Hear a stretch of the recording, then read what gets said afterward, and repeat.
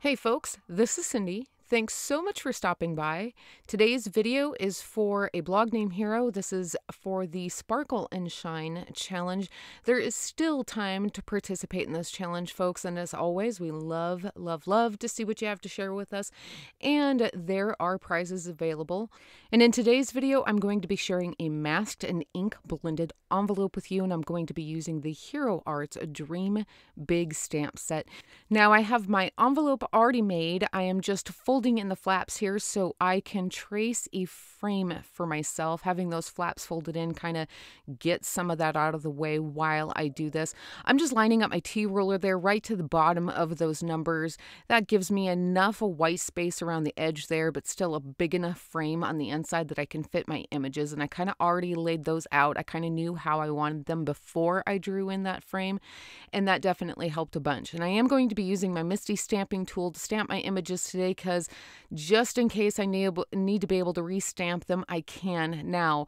There's a little bit more on that here in just a moment. I'm going to be using the Hero Art Soft Granite ink. Now, when I lift this up, my envelope shifts. I actually did not have it secured, so I had to very carefully line that up, look straight through the lid of that Misty, and do it again. I got super duper lucky, and I should have made sure that I had it more secured to begin with. Now I'm going to start masking off all of my images here. I had actually started masking off my frame first, and then I realized it would be so much better if I actually masked off the images first, then masked off the frame around it, so I can use that labeling tape to secure the edges of those masks just a little bit while I do my ink blending. I am going to make sure that I get this as straight as I possibly can, because this is going to be a heavy amount of ink blending. These colors are super duper bright up against that white. You'll see it if it's crooked, so I needed to make sure I got them as straight as possible. I'm going to be using Distress inks because I need their reactive properties, and I'm going to be using Picked Raspberry, Seedless Preserves, Chipped Sapphire, and a black soot. But you could use Hero inks as well, and I will have alternatives to the distressed inks listed down below, as well as over on a blog name Hero and my blog if you are interested in that.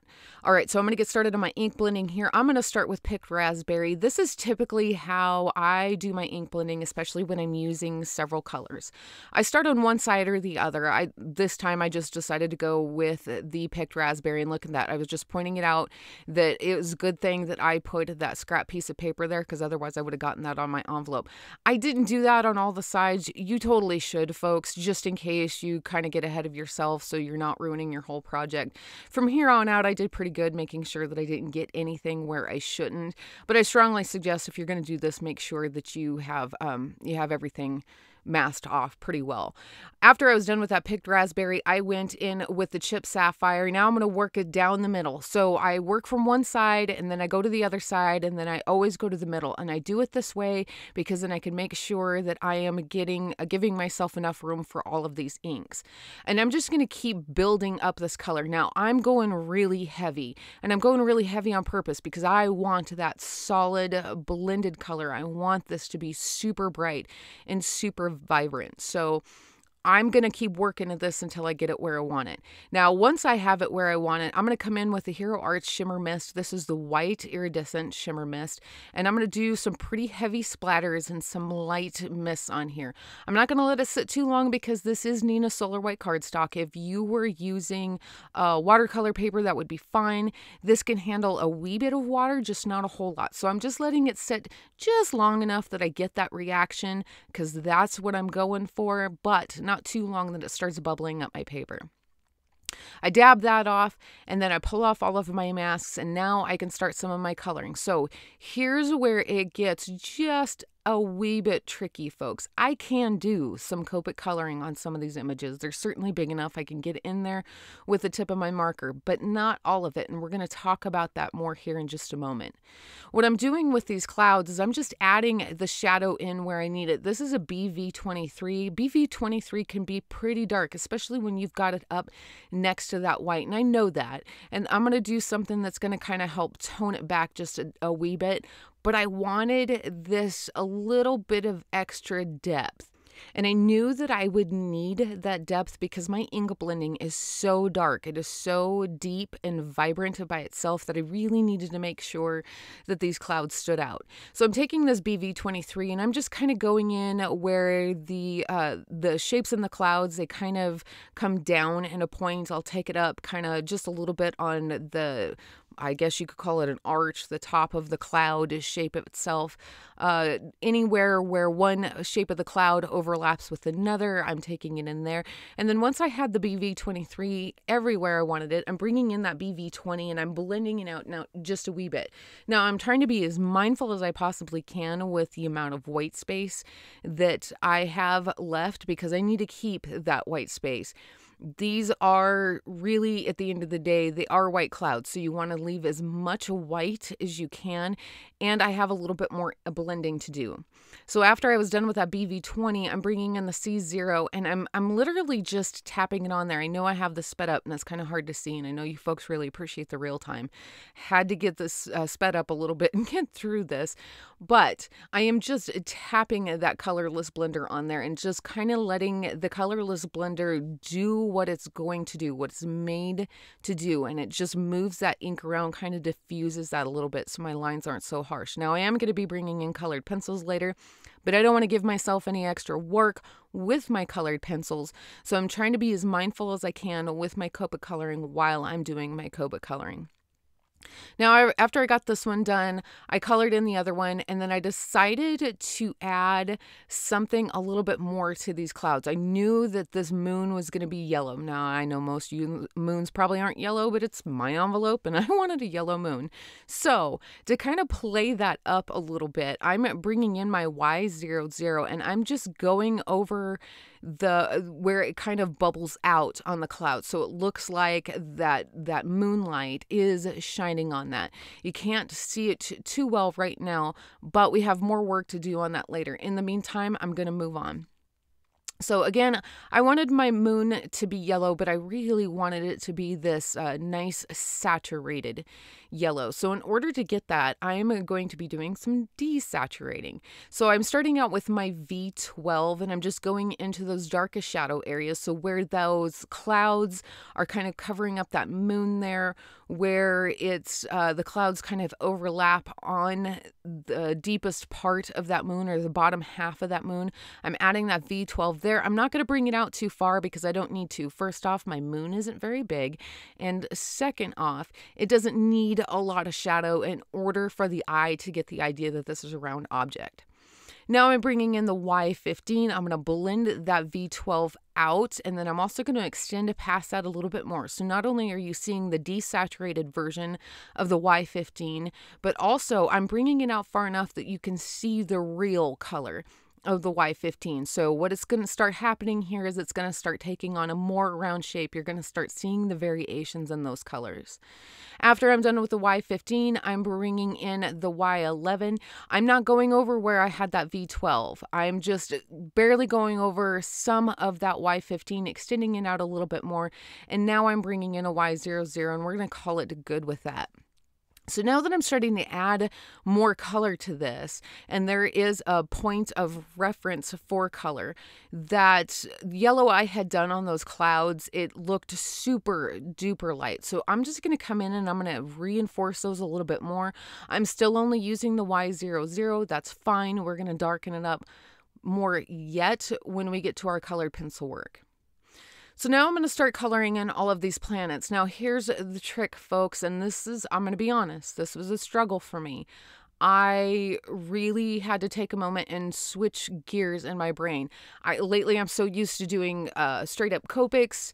Then I go in with colored pencils, and for some reason I'm thinking, yes, I can color in this tiny little image with a Copic marker. No, I cannot. You can see on that top planet there that I had started to color in that it kind of started to bleed out. Now, I can fix that later. I can fix it when the time comes, but I just created more work for myself. So I'm going to continue to push my limits here on the purple on this planet. And then I'm going to come to the realization that there are alternatives. So instead of just going in with the Copic markers and trying to get in those tiny little spaces, you have a couple of options.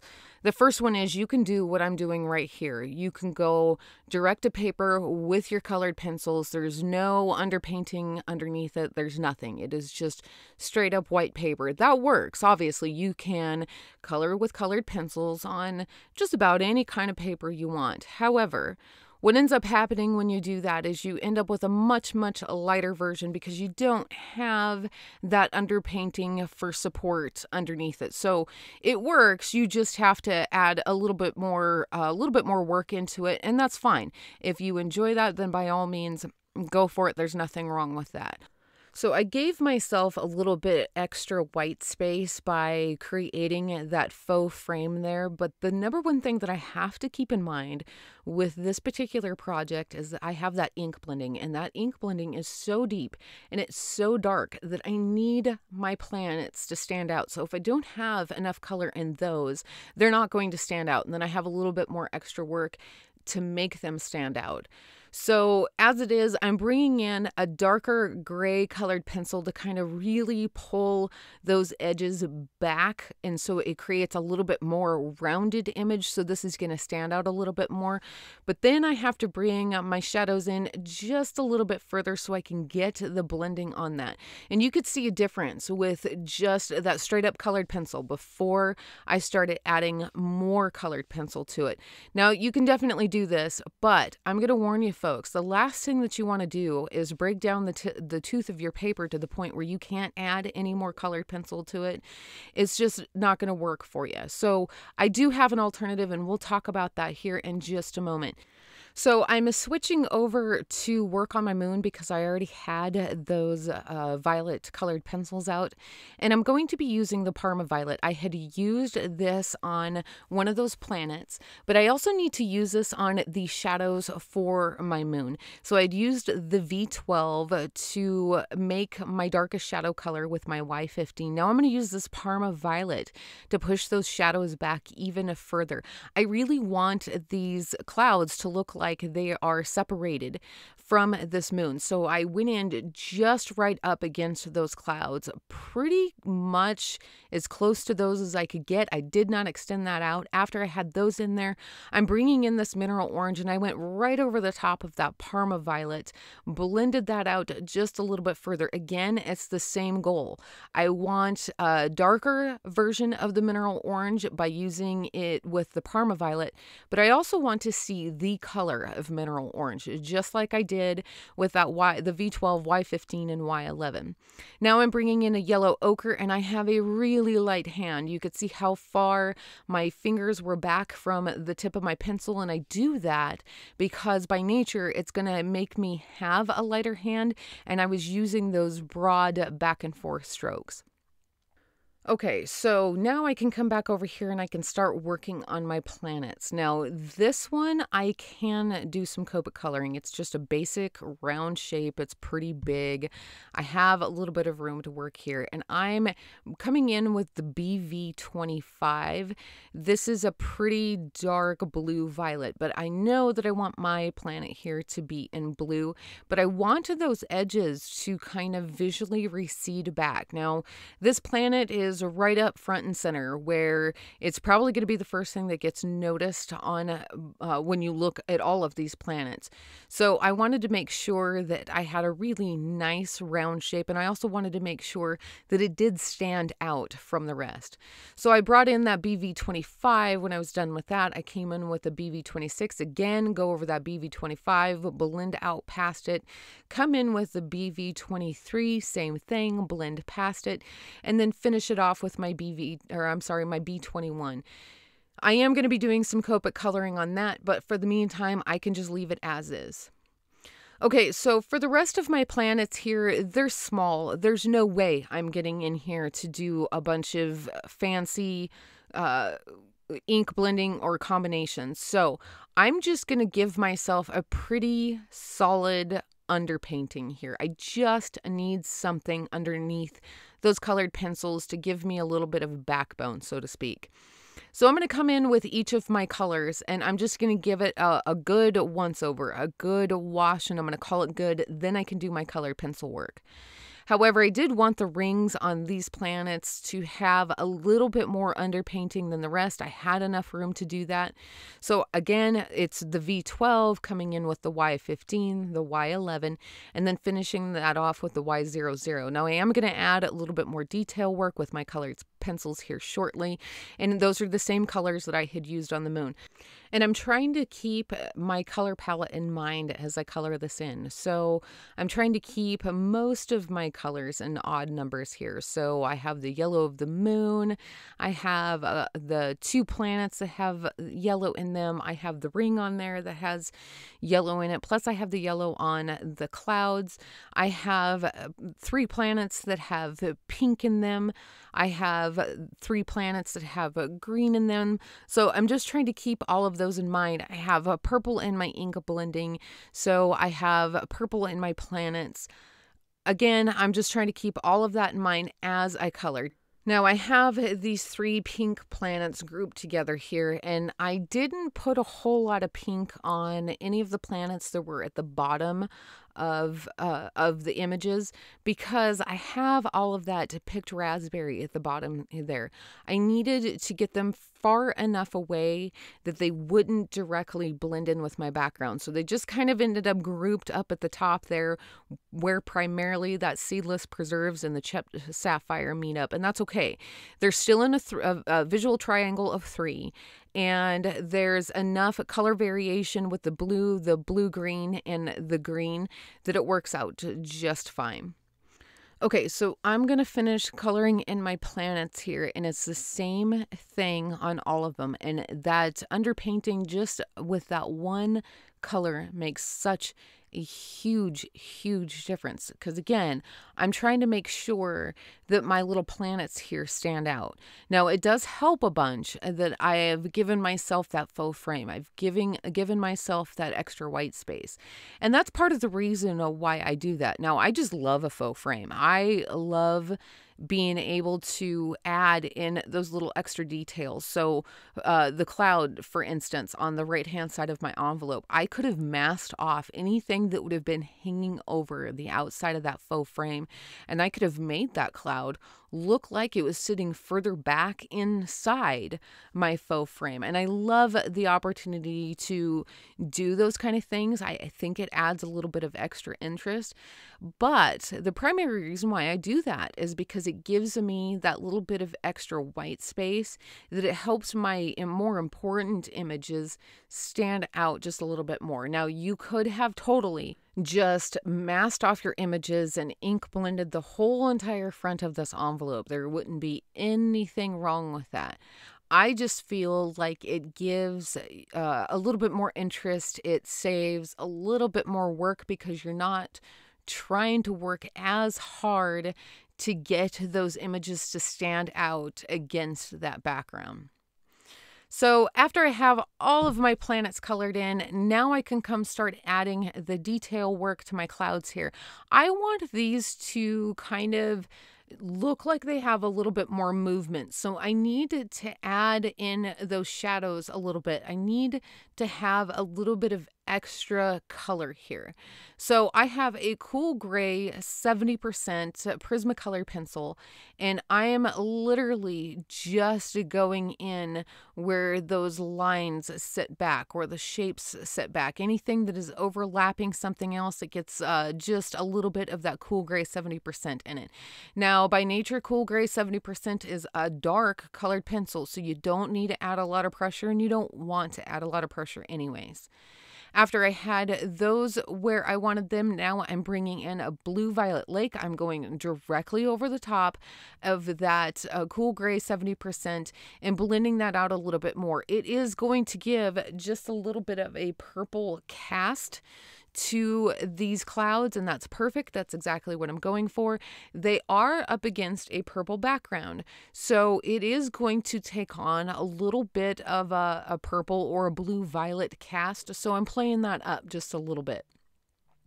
Once I have all of the blue violet lake where I want it, I have it blended out where I need it. I am making sure that I'm leaving, again, some legitimate white on my paper here. Then I'm going to go in and I'm going to start reinforcing the yellow on this. Now, I got to be honest, folks, if this makes you nervous to add in that yellow, feel free to skip it.